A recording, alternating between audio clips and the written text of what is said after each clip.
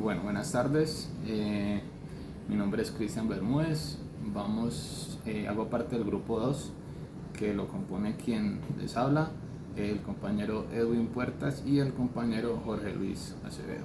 Bueno, nosotros vamos a tocar el tema de las plataformas digitales que tienen que ver con el arrendamiento de vehículos automotores, lo que tienen que ver con las plataformas Uber, Cabify, Didi, InDriver, bueno, diferentes tipos de aplicaciones para esto.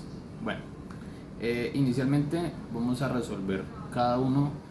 Se plantearon 6 preguntas y pues cada integrante del grupo dará su punto de vista, su opinión desde lo personal, desde su pensamiento y desde su profesión, porque el grupo lo conforma, a mi parecer, 3 personas de campos diferentes que se pueden complementar muy bien, dando diferentes puntos de vista.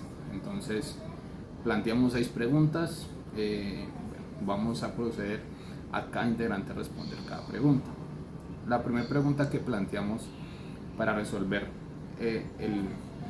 el trabajo como tal, o la incógnita de las aplicaciones digitales, es si las plataformas y aplicaciones digitales incurren en un contrato atípico.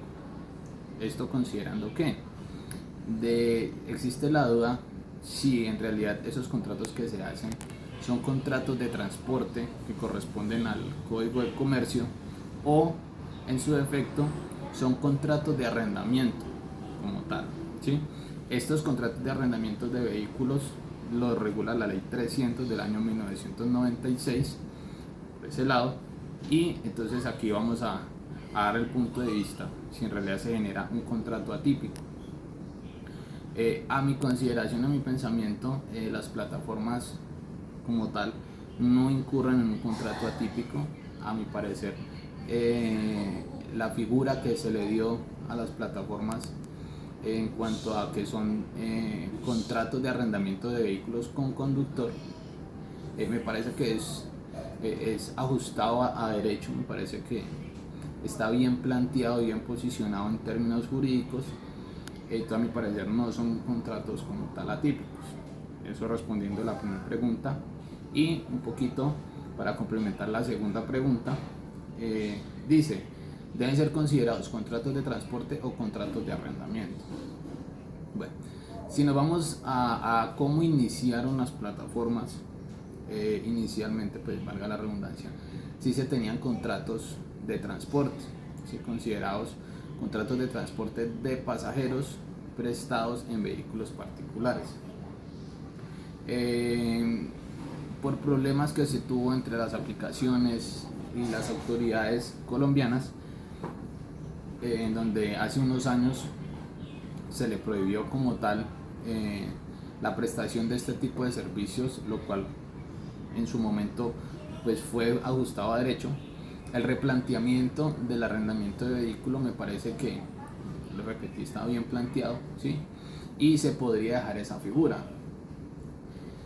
Ahora, dicho esto, sí considero, desde mi punto de vista, que existe un vacío muy grande en cuanto a la regulación de este tipo de plataformas, toda vez que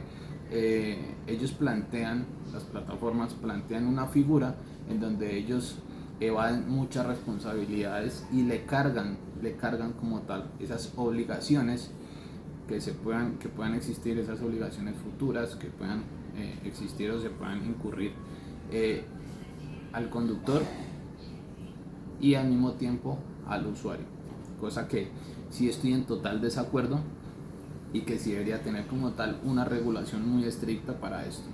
Bueno, la tercera pregunta que se planteó es: ¿cuál debe ser el tratamiento jurídico que se le debe dar entre el vínculo de la plataforma y quien presta el servicio operativo? ¿Qué quiere decir? ¿Qué vínculo existe? ¿Qué tipo de contrato existe entre la plataforma digital y el conductor? ¿Sí?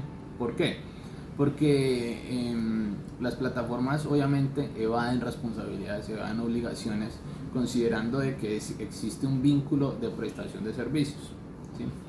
En muchas ocasiones se ha discutido de que no existe una prestación, un contrato de prestación de servicios, sino un vínculo como tal de subordinación, lo que se considera un contrato laboral. Inicialmente pasaba esto. Inclusive existen dos jurisprudencias internacionales, una del Reino Unido, otra de España, entre las empresas. La que se presentó en el Reino Unido es entre Uber y una empresa que se llama Aslam, y en España fue entre Uber y una empresa que se llama Glovo. Se llegó a la conclusión y se resolvió en estas sentencias, que ambas fueron resueltas por las Cortes Supremas de cada país, que existía un vínculo laboral, ¿sí? ¿Por qué? Porque existía una subordinación por parte de la aplicación, toda vez que se prestaba el servicio al régimen de la aplicación, sin contar con la autonomía del conductor, que es quien presta el servicio. A mi consideración, esto cambió, ya que cuando el usuario va a usar la plataforma da un precio recomendado, pero es el conductor quien decide el precio, ¿sí? Porque el precio puede variar, entonces el conductor dice, no, yo lo llevo por tanto. Entonces ya existe una autonomía en la prestación del servicio, y ya a mi consideración no existiría como tal una subordinación por parte de la plataforma. Entonces, considerando esto, a mi parecer se podría manejar como un contrato de prestación de servicio, ¿sí? Dejándole la autonomía al conductor, quien hace la parte operativa, de que pueda manejar como tal su prestación del servicio, ¿sí? Bueno, esa es en cuanto a la resolución de la tercera pregunta. La cuarta pregunta: ¿cuál debe ser el tratamiento jurídico que se le dará a las responsabilidades contractuales y extracontractuales en cuanto a los daños ocasionados? ¿Sí? Y aquí ya existe un vacío y obligaciones que quieren eludir las aplicaciones, esto diciendo de que ellos son unos simples intermediarios. Como intermediarios se excluyen de cualquier responsabilidad que se pueda ocasionar en los temas de daños ocasionados. Aquí sí considero de que debería haber una regulación, ¿sí? Y repartir una responsabilidad como tal, una responsabilidad solidaria entre la aplicación, quien es el solidario, y el conductor, quien es el directo como tal, ¿sí? Entonces sí debería haber una responsabilidad entre la aplicación y el conductor, para que le puedan responder al usuario por los daños ocasionados como tal, inclusive en los mismos daños ocasionados al vehículo, que el afectado podría ser el mismo conductor. Inclusive hay algunas plataformas, muy pocas, que manejan algunos tipos de seguros para evitar como este tipo de inconvenientes como tal. Bueno, entonces ese es como tal el tratamiento que yo considero que se le debe dar en cuanto a las responsabilidades contractuales y extracontractuales por daños ocasionados. La quinta pregunta que se planteó es que si está bien aplicado el control por parte de las autoridades que se le hacen a estas aplicaciones, y no solamente a las aplicaciones, sino al conductor, quien presta el servicio, que al final es el mayor perjudicado por, a mi consideración, arbitrariedades que incurren las autoridades de tránsito, llamados agentes de tránsito, y con coadyuvancia de los inspectores de tránsito y los organismos de tránsito, toda vez que hay un vacío muy grande en el tema de cómo las autoridades están aplicando sanciones a los conductores quienes trabajan con estas aplicaciones, ¿sí? Ya hace poco salió una jurisprudencia, ¿sí? Del Consejo de Estado, en donde explicaba, por medio de una nulidad y restablecimiento del derecho, que interpuso un ciudadano que llegó hasta el Consejo de Estado, se resolvió por parte como tal del Consejo de Estado. Entonces, aquí el problema, el inconveniente es cuando una autoridad de tránsito operativa, que llamaba agente de tránsito, detiene a un conductor que está trabajando con esta plataforma, ellos proceden primero a hacer malos procedimientos en cuanto a interrogar a las personas que están en el vehículo, a grabar, que si bien es cierto, ellos tienen todo el derecho de grabar y de colocar sus pruebas, porque no estamos discutiendo eso, pero lo hacen con funciones que no les corresponden. Eso por ese lado. Ahora, el comparendo viene con un código de infracción de 12. ¿Y qué dice este código de infracción? Es prestar un servicio diferente al autorizado por la licencia de tránsito. ¿Listo? La sentencia del Consejo de Estado, que es por medio del radicado 11.001.0324 0002017 0008000, ¿sí?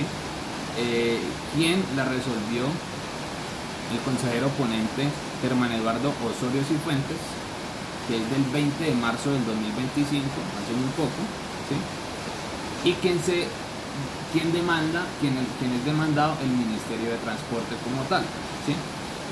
Esto abundando en que se está refiriendo al tema reglamentario por el cual se expidió el código de el manual de infracciones, de la resolución 3027 del 2010, en donde hay una mala aplicación del código de infracción junto con de cómo se expidió el reglamento y de quién lo expidió y de cómo las autoridades de tránsito están dándole aplicación a este código de infracción. Bueno, básicamente el Consejo de Estado falla a favor del demandante, lo que quiere decir que el Ministerio de Transporte, quien es el demandado, ¿sí? Debe, no solamente el Ministerio, sino como tal todo el gobierno nacional, ¿sí? Debe de cambiar la aplicación de este control como tal, ¿sí? Esto, básicamente la sentencia habla de que por medio de un reglamento, ¿sí?, no se puede cambiar una ley. ¿Qué quiere decir esto? Si se considera que ellos están prestando un servicio público, un servicio de transporte, y un contrato de transporte, no pueden darle aplicación a lo que se le aplica una sanción a un conductor de vehículo particular, ¿sí? Existe una norma especial y unas sanciones especiales para el tema del servicio público y para quienes hacen contratos de transporte, ¿sí? Quienes son los encargados de hacer este tipo de sanciones y de llevar este tipo de procesos es la Superintendencia de Transportes, ¿sí?, y no los inspectores de tránsito. Entonces, de acuerdo al principio del no un bis in idem, nadie puede ser juzgado dos veces por la misma cosa, ¿sí?, y siempre se tiene que llevar, ¿sí?, la sanción que sea especial para el caso. ¿Qué quiere decir? Si a mí me van a juzgar porque estoy prestando un servicio de transporte, me tienen que juzgar basado en la norma del servicio de transporte, ¿sí?, y no basado en la norma del servicio particular como tal. Entonces me tendrían que dar aplicación no el literal, no el numeral de 12 del Código Nacional de Tránsito establecido en el artículo 131, sino que me deberían dar aplicación a la aplicación de las sanciones del servicio de transporte que corresponde a la Superintendencia de Industria y Comercio, ¿sí?, o en su defecto, acá constitucionalmente, ¿sí?, el Ministerio tiene una función por medio de reglamentos y el Congreso tiene una función por medio de la legislación colombiana. Quiere decir, básicamente el Consejo de Estado dice que quien tiene que cambiar esta legislación, esta norma, ¿sí?, y quien tiene que sacar la norma es el Congreso de la República. Quien tiene que legislar para dar claridad de las sanciones que se incurren, de las posibles fallas que se incurren en el servicio y aparte legislar acerca de la regulación de este tipo de plataformas que si bien es cierto no son ilegales, porque no son ilegales, ¿sí? Hay vacíos en la norma y sí se deben de resolver. Y por último, la última pregunta dice que si se debe expedir una nueva ley para la regulación de esas plataformas o con la existente es suficiente. Esto considerando si es un tipo de contrato de transporte, si es un tipo de contrato de arrendamiento y considerando en el tema de ley cuáles deben de ser las sanciones, quiénes son los responsables de las sanciones y cómo se deben aplicar, cómo es el proceso para aplicar esas sanciones, ¿sí? En conclusión, a mi parecer, no son plataformas ilegales, porque no son plataformas ilegales, están dentro del marco jurídico, ¿sí? Sí se debe expedir una nueva ley para regulación y que se aclaren los temas de cómo debe ser el vínculo entre la plataforma y el conductor, ¿sí? Si es un vínculo laboral o un vínculo de prestación de servicio y cómo se configura eso. En la ley también se debe aclarar quiénes son los responsables de los daños contractuales y extracontractuales, ¿sí? Y si se deben acudir a las pólizas, ¿sí? Y tercer cosa que se debe dar claridad es cuál es el control que se le da por parte de las autoridades a este tipo de plataformas, ¿sí? Porque pues vemos que en realidad los más perjudicados son los conductores, porque las plataformas evaden responsabilidades y pues los usuarios pues simplemente tienen más opciones para usar otros servicios como tal. Bueno, esta es como tal mi opinión, ¿sí? Pasaremos a los otros dos compañeros para que resuelvan estas preguntas. Muchas gracias. La legalidad de los contratos de Uber y otras plataformas de transporte o servicios similares pueden variar según la jurisdicción y las leyes locales. En muchos lugares, estas plataformas han generado debates legales debido a cuestiones como la regulación del transporte. Algunas ciudades y países han establecido regulación específica para el transporte de pasajeros a través de plataformas digitales. Derechos de los trabajadores. La clasificación de los conductores como empleados o contratistas independientes ha sido objeto de disputas legales en varios lugares, en varios países. La seguridad y responsabilidad. Las plataformas deben cumplir con algunas estándares de seguridad y asumir responsabilidades por incidentes que ocurran durante el servicio. El servicio viene siendo como la prestación de un contrato desde principio a fin, de los cuales se debe cumplir de manera a cabalidad y cumpliendo con toda la normatividad de tránsito exigida de acuerdo al Ministerio del Transporte. Bueno, mi nombre es Jorge Luis Acevedo. En ese momento pues estamos hablando con mis compañeros acá sobre las aplicaciones digitales que incurren en un contrato atípico. Estas plataformas son pues Uber, Didi, pues ahí generalmente operan mediante contratos atípicos, es decir, contratos que no encajan exactamente en las categorías tradicionales del derecho civil comercial. Pues de acuerdo a las preguntas y todo eso también nos habla sobre los contratos de transporte de arrendamiento. Depende del servicio, ¿sí? En una de las plataformas como Uber, el servicio puede asemejarse a un contrato de transporte de personas. En plataformas como el Arbit, hablamos de un arrendamiento de bienes, inmuebles. Sin embargo, de ambos casos, la relación está medida por la plataforma, lo que genera una naturaleza híbrida o compleja. Por ejemplo, hay una tercera pregunta, ¿sí? ¿Cuál debe ser el tratamiento jurídico del vínculo entre la plataforma o presta el servicio operativo?